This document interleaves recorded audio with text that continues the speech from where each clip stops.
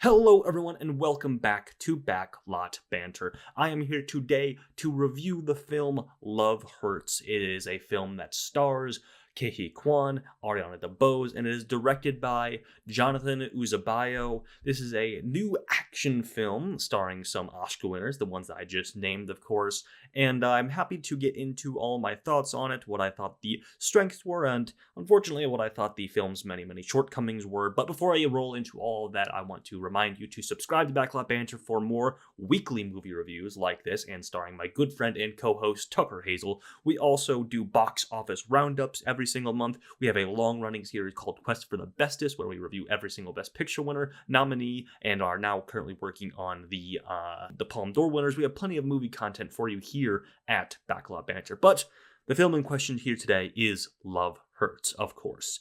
Now, I didn't know a whole lot about this film going in. I'd seen the trailers, of course. I knew it was sort of going for this new age, zany, wacky comedy, but John Wick sort of action vibe. I believe that Jonathan Uzabayo, I believe, actually, is he is a former stuntman. This is his directorial debut, and unfortunately, I think you can feel a lot of the I don't want to be too hard and say amateur, but for lack of a better word, amateurish sort of decisions being made from a creative standpoint. This is, of course, his directorial debut. The writers for this film are also relatively new to the scene in terms of writing films.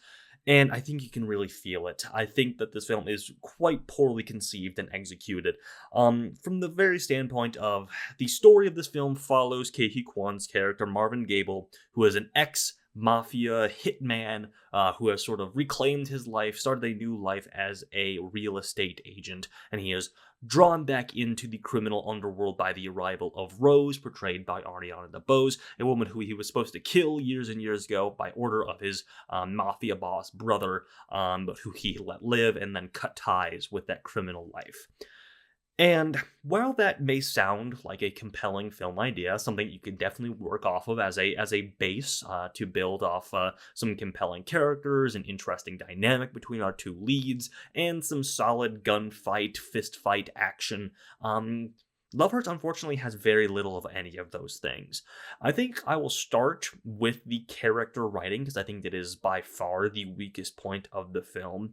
And you can't really go here without sort of pointing to this notion of our new Oscar-winning talent in Huy Quan and Ariana DeBose trying to find their place in the modern film landscape. Of course, Huy Quan been in Hollywood for a long time, won his Oz, was sort of on the down and out, not really working in Hollywood for a long time, and had this grand re-entry back into the industry with Everything Everywhere All at Once. And now he is sort of adrift. He, of course, has his MCU role, has done a couple of voice roles as well, but this is his first foray into being a leading man of sorts.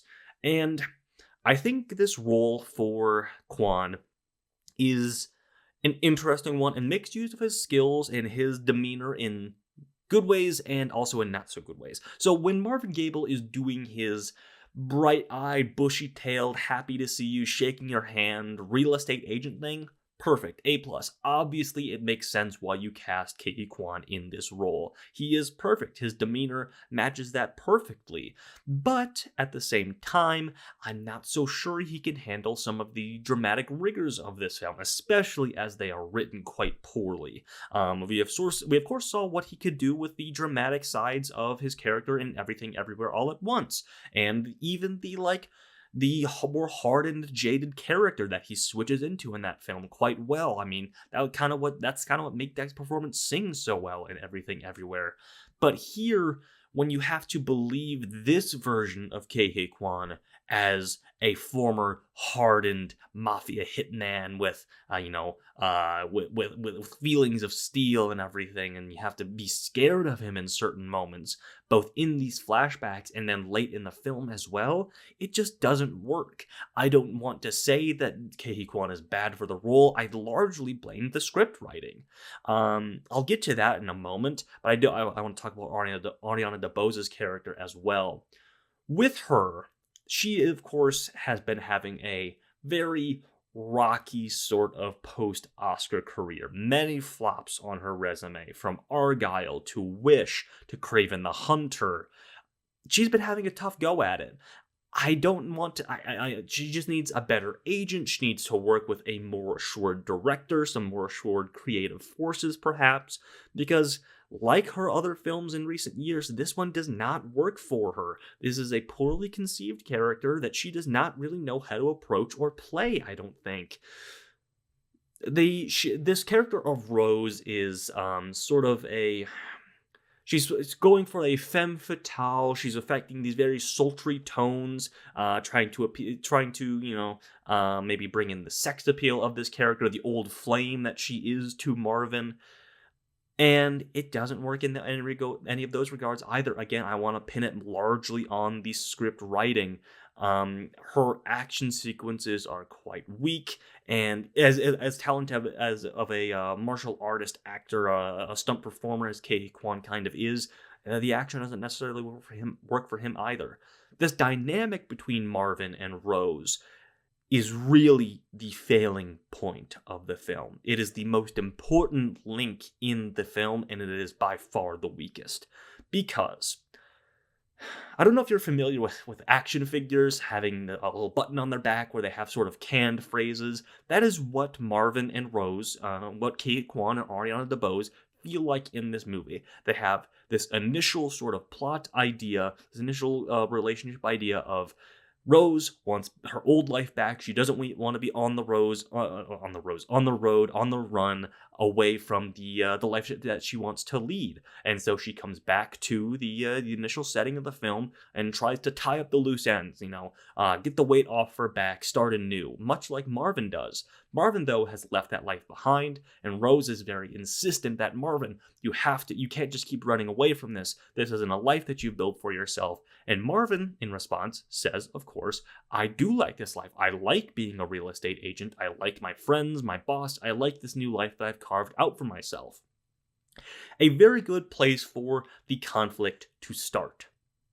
Unfortunately, it never transcends from there. Going back to the action figure thing, every scene that Kwan and DeBose share feels like we are pressing the buttons on the back of their respective action figures, and they are just repeating these canned phrases, these canned responses to each other.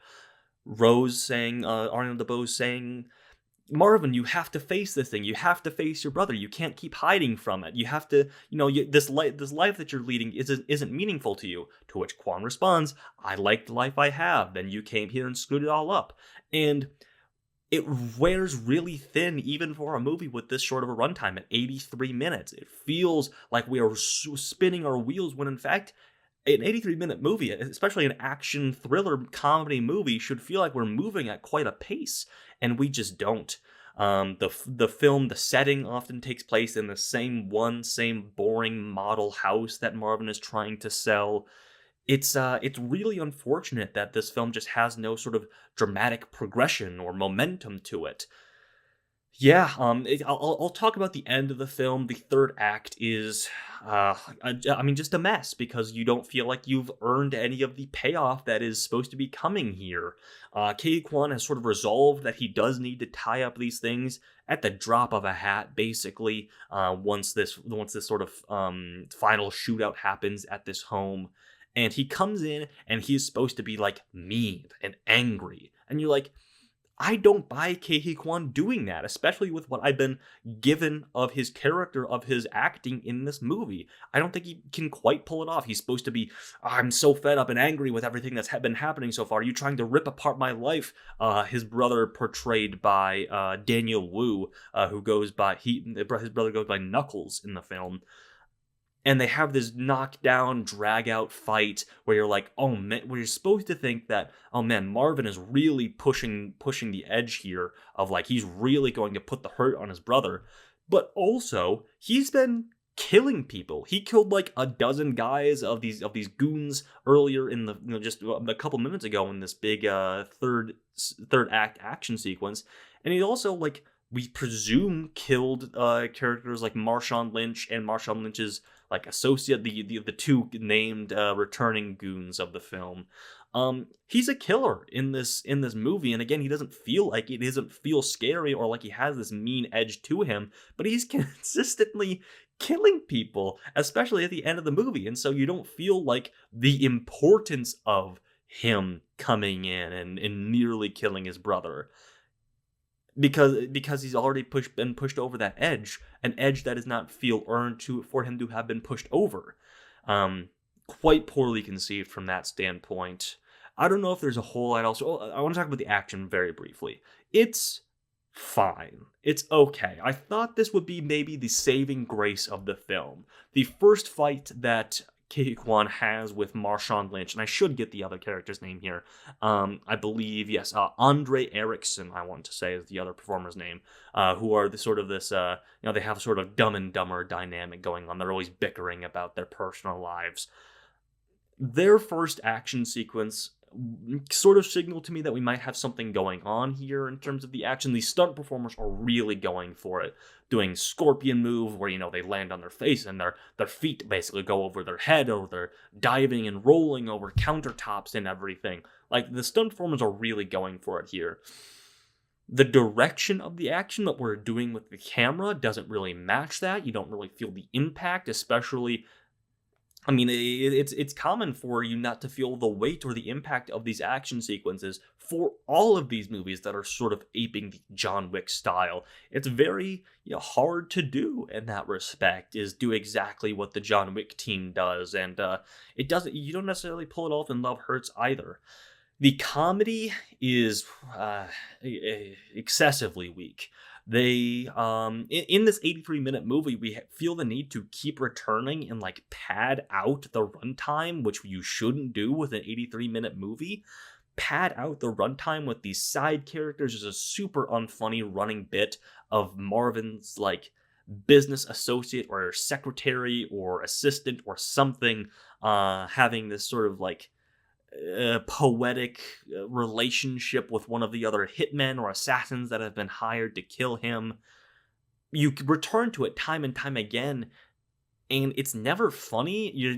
I'm not sure if you're supposed to think of it as profound, and then they sloppily try to weave it back into the main narrative of the film. There shouldn't be a lot of diversion from this main narrative.